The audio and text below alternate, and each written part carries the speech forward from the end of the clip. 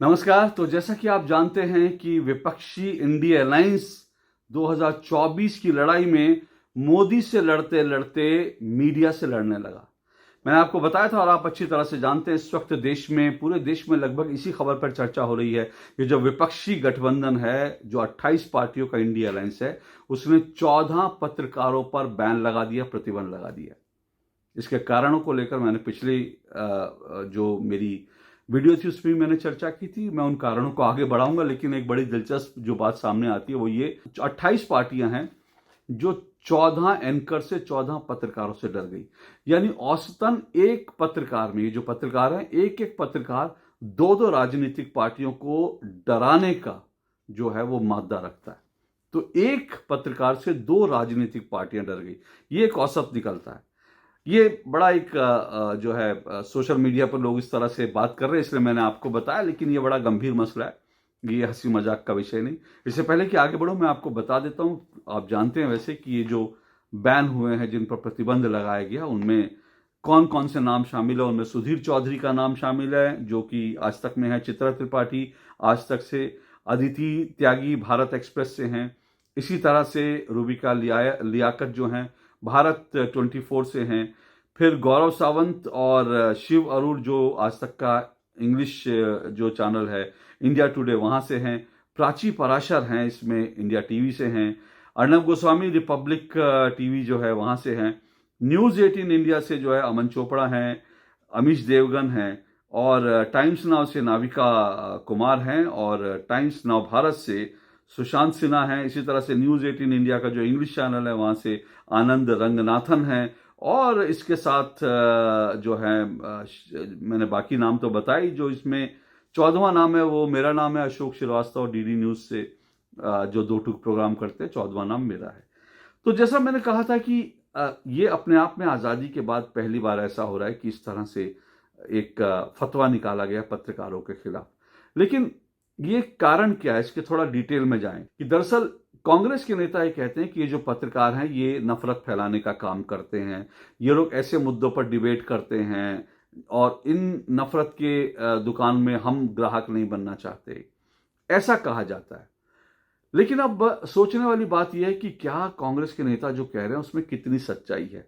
अब मैं आपको एक छोटे से उदाहरण से समझाता हूं।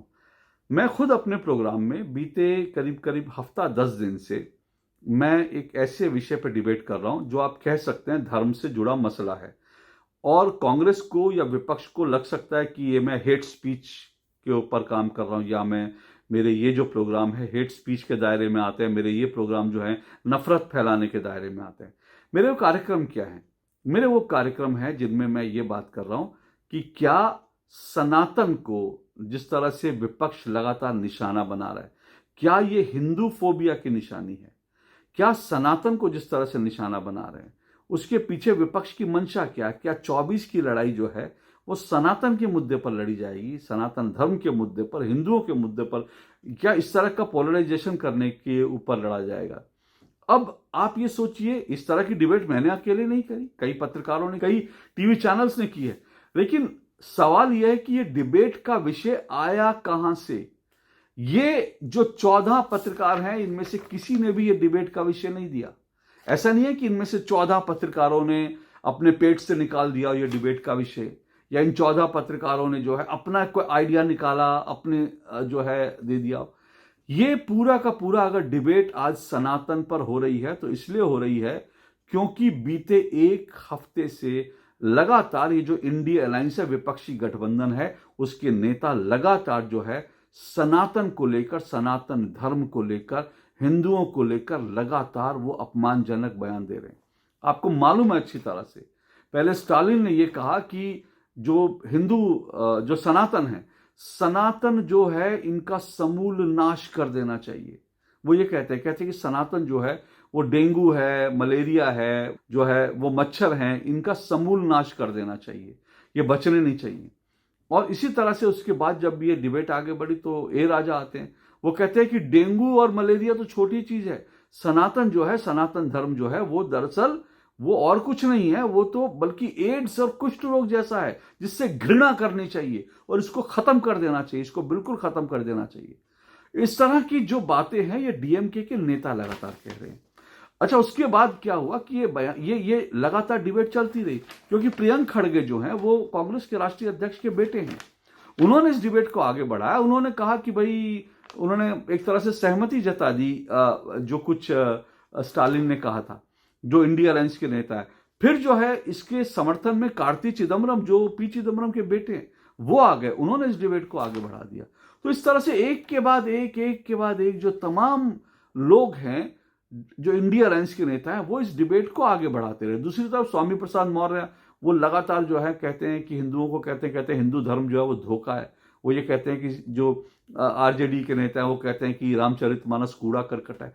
अब ये लोग सब बड़े नेता हैं, बहुत बड़े बड़े नेता हैं। क्या ये जब बयान दे किसी धर्म के खिलाफ, तो क्या हम एंकर, हम पत्रकार उनसे ये सवाल ना पूछें कि आप मेरे धर्म के ऊपर या देश के 80, मेरे धर्म छोड़ दीजिए, मेरा पत्रकार का धर्म तो पत्रकारिता होता है। हालांकि मैं मानता हूं कि पत्रकारिता के साथ साथ मेरी अपनी आस्था भी है, इसलिए उसमें कोई हर्ज नहीं है। लेकिन बड़ी बात क्या है? बड़ी बात यह है कि क्या आप हिंदुस्तान के 80% लोग जो हैं, जिस धर्म में, जिस सनातन आस्था में यकीन रखते हैं, विश्वास रखते हैं, क्या आप उनके धर्म को समूल नाश करने के लिए कह सकते हैं क्या?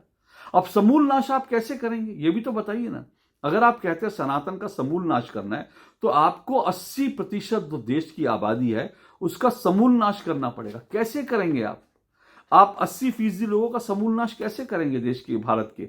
और आप क्या करेंगे? आप क्या साथ साथ जो है, जो हिंदुस्तान में, जो पूरे देश में जो मंदिर हैं, सनातन का नाश करना है आपको, तो आपको सारे मंदिरों को तोड़ना पड़ेगा। तो आप बाबर हो, गजनी हो, आप जो है तैमूर हो, या आप क्या हो कि आप जो है समूल नाश कर दोगे? कोई अभी तक नाश नहीं कर पाया, लेकिन आप ये भाव रखते हैं, आप इस तरह से किसी धर्म को ओपनली गाली देते हैं। मैं बार बार ये पूछता हूं, और विपक्ष से मैंने बार बार ये सवाल पूछे। मैंने कहा कि क्या आप इस देश के अंदर किसी भी जगह, क्या आप इस तरह का सम्मेलन कर सकते? क्योंकि जो सम्मेलन था जिसमें स्टालिन गए थे, उसका शीर्षक ही था सनातन का समूल नाश। तो क्या आप ईसाइयत का समूल नाश नाम से, इस शीर्षक से, क्या आप हिंदुस्तान में या दुनिया में कहीं भी क्या इस तरह का कोई कॉन्फ्रेंस कर सकते हैं? आप इस्लाम का समूल नाश, इस तरह का कोई कॉन्फ्रेंस कर सकते हैं? नहीं कर सकते, और आपको करनी भी नहीं चाहिए। तो मैं ये सवाल पूछूंगा, और ये हमारे 14 एंकर्स ने हमने सवाल पूछे कि आप क्यों सनातन पर बार बार हमले कर रहे हैं, क्यों आप? और दूसरी बड़ी बात क्या, आप देखिए, पहले दिन, दूसरे दिन कुछ लोगों ने कह दिया कि ये इंडिया अलायंस की लाइन नहीं है, डीएमके की अलग लाइन होगी, इसकी अलग लाइन होगी, इसकी अलग, ये कह के कुछ लोग, कांग्रेस के लोग, निकल गए। लेकिन आप सोचिए, उसके बाद एक और बयान आ जाता है, और वो जो है इंडिया अलायंस के नेता और डीएमके के जो मंत्री हैं, शिक्षा मंत्री, उनका बयान है। वो क्या कहते हैं? वो ये कहते हैं कि ये जो 26 पार्टियां, हालांकि अब 28 पार्टियां हो गई, ये कहते हैं कि जो इंडिया अलायंस है, इसमें जो 26 पार्टियां, ये 26 पार्टियां एक एजेंडे के लिए एक साथ आई हैं। सोचिए कितनी गंभीर बात है। पॉल मोडी जो हैं, जो शिक्षा मंत्री है, डीएमके के नेता हैं, इंडिया अलायंस के नेता हैं, वो कहते हैं, वो आधिकारिक रूप से मंच पे खड़े होकर माइक पर कह रहे हैं, सार्वजनिक रूप से, कि ये जो तमाम 26 पार्टियां ये एक साथ आई हैं, ये एक एजेंडे को लेके, एक मुद्दे पे एक साथ आई हैं, और इनका एक मुद्दा है सनातन का नाश करना, सनातन को नष्ट करना। और इतना ही नहीं, वो ये भी कहते हैं कि इस मुद्दे पर सभी राजनीतिक पार्टियां एकजुट हैं। अब जब डीएमके के नेता ये कह रहे हैं, और वो इंडिया अलायंस के नेता वो कह रहे हैं कि हमारी इस तमाम 26 पार्टियों का एजेंडा सनातन का समूल नाश है, तो फिर ये सवाल कांग्रेस से होगा, और मैं पूछूंगा, और मेरे साथी एंकर पूछेंगे कि भाई ये बताइए कि क्या पवन मोदी सही कह रहे हैं? क्या ये आपकी 26 पार्टियां एकजुट हैं सनातन का नाश करने पर? अगर आप इससे सहमत नहीं, आपको लगता है पवन मोदी झूठ कह रहे हैं, तो आप कहिए कि नहीं अशोक जी, आपने सवाल पूछा, अच्छा किया, और ये पवन मोदी झूठ कह रहे हैं, हम लोग इस मुद्दे के लिए एकजुट नहीं हुए हैं। आप कहिए कि आप महंगाई और बेरोजगारी के मुद्दे पर एकजुट हुए, आप कहिए तो सही। लेकिन आप मुंह बंद कर लेते हैं, आप अपने होठ सिल लेते हैं, आप खंडन नहीं करते इतने बड़े बयान का। और अगर आप इतने बड़े बयान का खंडन नहीं करेंगे, और पवन मोदी का बयान लगातार चलता रहेगा कि सभी पार्टियां एकजुट हुई हैं सनातन का नाश करने के लिए, तो हम ये सवाल पूछेंगे, और हम ये सवाल अपने जो है पत्रकारिता का जो हमारा धर्म है उसकी रक्षा करने के लिए भी पूछेंगे, और साथ साथ हमारा जो अपना आस्था है, हमारी जो अपनी आस्था है, हमारा जो धर्म है सनातन हिंदुत्व, जो हमारा हिंदू जो धर्म है जिसमें मेरी आस्था है, मैं उसकी रक्षा के लिए भी आपसे पूछूंगा कि आप मेरे धर्म को नाश करने की बात, मेरे धर्म का समूल नाश करने की बात कैसे सोच सकते हैं, कैसे कह सकते हैं? क्या ये मेरे खिलाफ, क्या ये देश के 80% हिंदुओं के खिलाफ, सनातन में आस्था रखने वालों के खिलाफ हेट स्पीच नहीं है?